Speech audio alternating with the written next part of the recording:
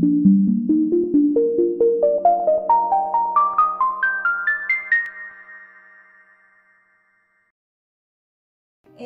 días, soy Fiorella Vázquez Rabasa, profesora de la Universidad Católica, miembro del primer módulo de litigación oral de la Corte Superior de Justicia de Lima y también miembro del Observatorio Inmobiliario de Perú. En esta oportunidad voy a referirme sucintamente respecto a la experiencia que he tenido dentro del módulo, del primer módulo de litigación oral. Previamente quisiera agradecer al portal Polemos por esta invitación. Bien, lo primero que se me pregunta es respecto al contexto.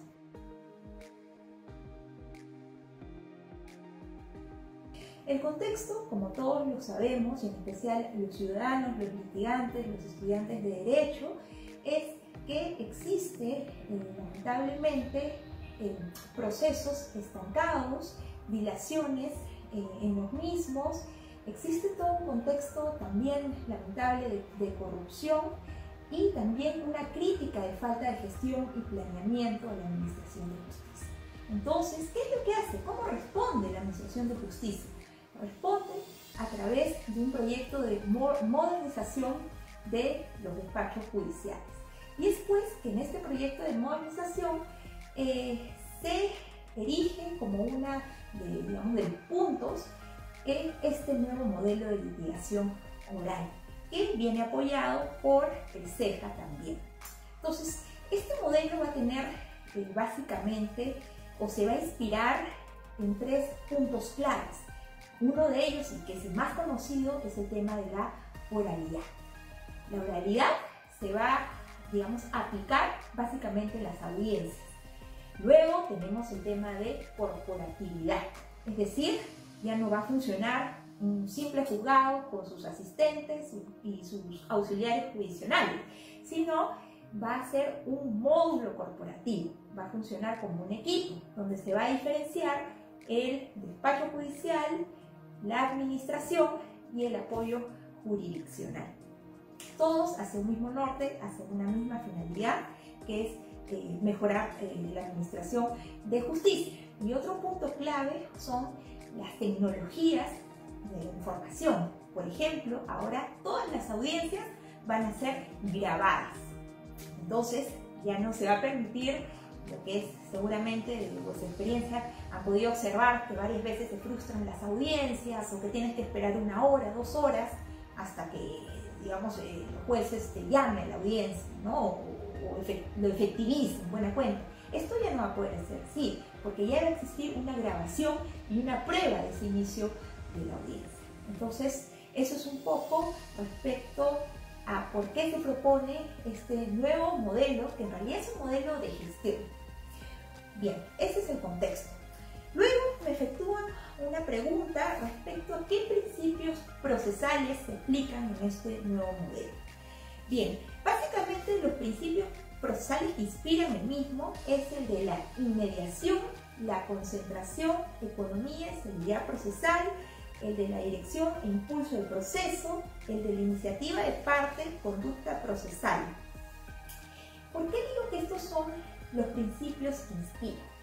Porque en este nuevo modelo de litigación oral, lo que va a importar, o el punto neurálgico del proceso de litigación, va a ser las audiencias, los 3 tipos de audiencias, ya sea, como se sabe, para procesos sumarísimos en audiencia única, ya sea para audiencia preliminar para los procesos abreviados o de conocimiento, o la audiencia de pruebas si es que fuera necesario actuarse las pruebas. Pero ya, ok, ¿y cuál es lo moderno o el cambio que nos trae estas audiencias? El cambio va a ser el que las partes y el juez van a estar obligados a conocer cada punto del caso. ¿Por qué? Porque van a tener que sustentar oralmente no solamente sus pretensiones, sino los medios probatorios. Por ejemplo, para el caso de la audiencia preliminar y de la audiencia única. De modo que se va a generar un diálogo de las partes con el juez, porque el juez no solamente se va a limitar a las preguntas que hagan los abogados, sino también él, de oficio, puede puede hacer las preguntas que él considere necesarias para llegar a la convicción. ¿Y por qué tiene que llegar a la convicción? Porque ahora el juez va a resolver de manera inmediata. En todo caso, en el peor de los casos, dentro del plazo que indica el protocolo. Entonces es sumamente necesario que el juez llegue a esa convicción en esas audiencias. Entonces es por eso que es importante y es por eso que se aplican estos principios. Ahora, un principio también bastante importante es el tema de la transparencia. Es importante porque se nota cuando las partes, digamos, cuando el juez expone los argumentos en virtud de los cuales declara no fundada la demanda, y las partes se van de alguna manera complacidas de que se le digan esos fundamentos. Entonces, acá ya no es que se quede el expediente escondido 2, 3 meses o 1 año, 2 a 5 años, sino que de frente se les va a indicar cuáles son los motivos. Bien, ahora también es importante fijarse en el protocolo, porque incluso hay supuestos de hecho específicos respecto a la temeridad procesal, o cuando a veces las partes, bueno, los abogados, las partes tergiversan ciertos hechos, ¿no? o incurren en falsedad. Ya las sanciones están tipificadas, e incluso el juez las puede imponer en la audiencia. O sea, de modo que la transparencia va a ser un principio bastante importante de este tipo de procesos.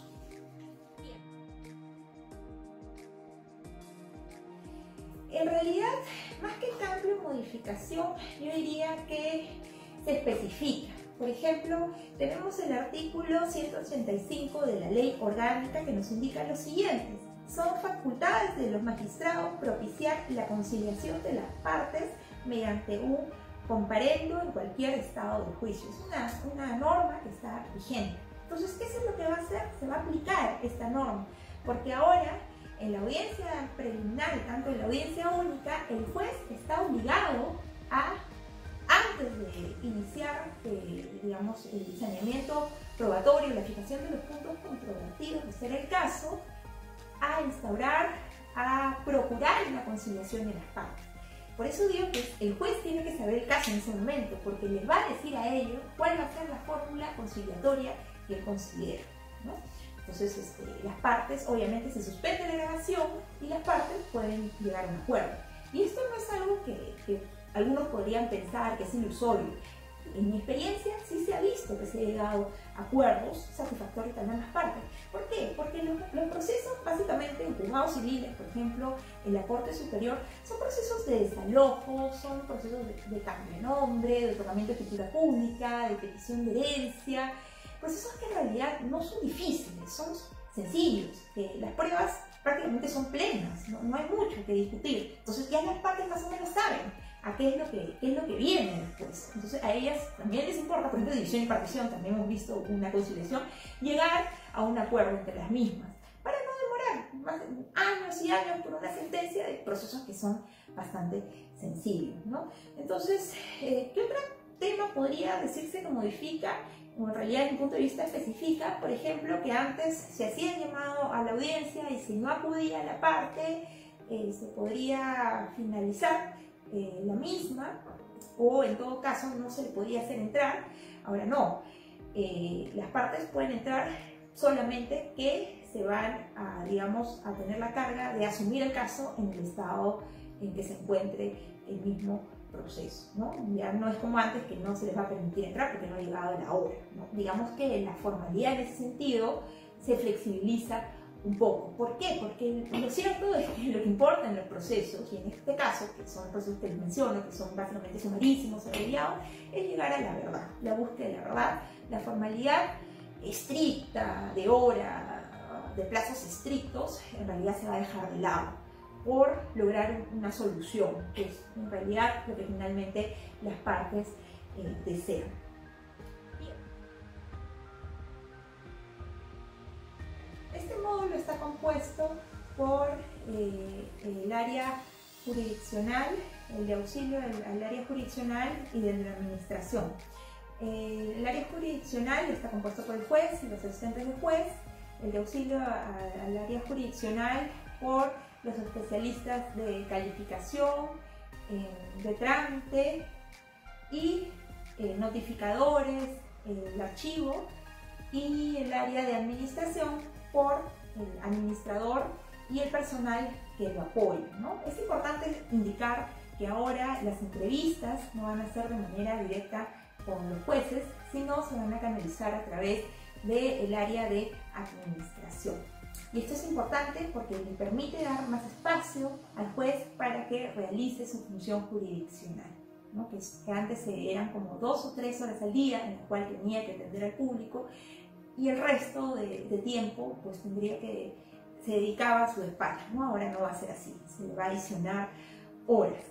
Bien, el administrador también va a estar encargado de agendar las audiencias. De hecho, ya hay espacios específicos a efectos de que 2 o 3 salas de audiencia, a efectos de que se lleven las mismas de manera ordenada. Estas audiencias son grabadas, como lo mencioné, ¿no? Solamente se va a dar un acta, una constancia de las mismas, y se va a suspender en caso de la grabación, en caso, por ejemplo, se llegue, como les dije, o quieran proponer alguna fórmula conciliatoria entre las partes, y luego se va a continuar con las mismas.